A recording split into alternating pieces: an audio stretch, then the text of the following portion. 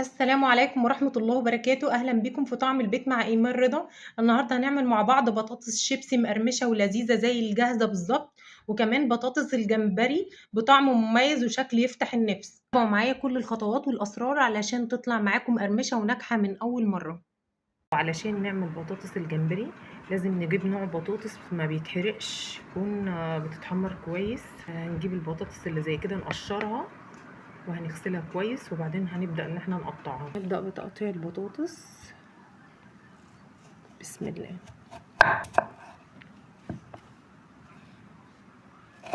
البطاطس غسلتها وحطيتها في ميه وهنزل عليها بربع كوبايه خل، هنسيبها يعني يجي 10 دقايق كده. وفي حله على النار هننزل بزيت وهننزل البطاطس، هنسيبها 30 ثانيه بالظبط على نار متوسطه.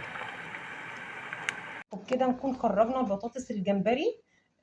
بعد ما حمرناها هنسيبها تبرد خالص، وبعدين هنبدأ العجينة اللي هننزل بيها عليها. نحط مية. هنا عندي بابريكا مدخنة، بهارات بطاطس وكركم وملح وحبة شطة. البابريكا دي ممكن كمان نستخدم زعفران لو موجود، ونحط دقيق ونشا، وبعدين نقلب ونشوف هنحتاج مية تاني ولا لأ. هنحتاج،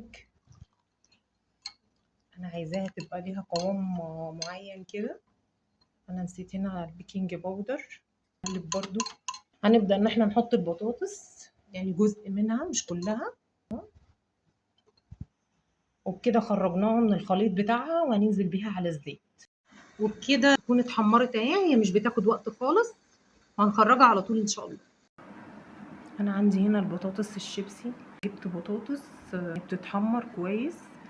اهم حاجه نوع البطاطس ان هي تكون بتتحمر، لان هي لو كانت بتاعه طبخ مش هتتحمر معانا كويس، هتتحرق.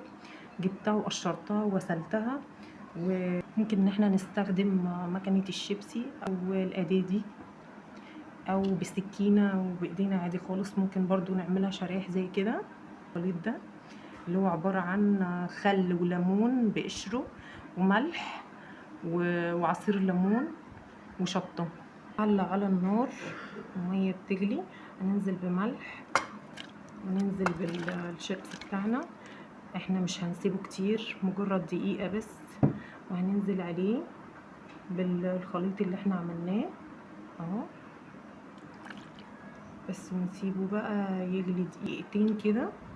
احنا مش عايزين مستوي قوي. البطاطس الشيبسي بعد ما خدت غلوة على البوتاجاز، حطيتها على مناديل وبحاول ان انا انشفها. وفي طاسة على النار بننزل بالزيت، وهنا هننزل بالبطاطس. شايفين كل واحدة بعيدة عن التانية ازاي كده، ان احنا حطيناها في مية سخنة. مش هنقلبها نهائي، لما تتشمع هنقلبها علشان ما تتكسرش مننا. نبدأ كده في المرحلة دي ان احنا نقلب، وبكده بيبقى لونها جميل جدا. هنخرجها بقى. وبكده تكون البطاطس الشيبسي وبطاطس الجمبري جاهزة معانا. جربوها وقولوا لي رأيكم في التعليقات، ولو عجبتكم الوصفة ما تنسوش تعملوا لايك وتشتركوا في القناة وتفعلوا الجرس علشان يوصل لكم كل جديد من طعم البيت مع إيمان رضا. وصلى الله وسلم وبارك على سيدنا محمد، والسلام عليكم ورحمة الله وبركاته.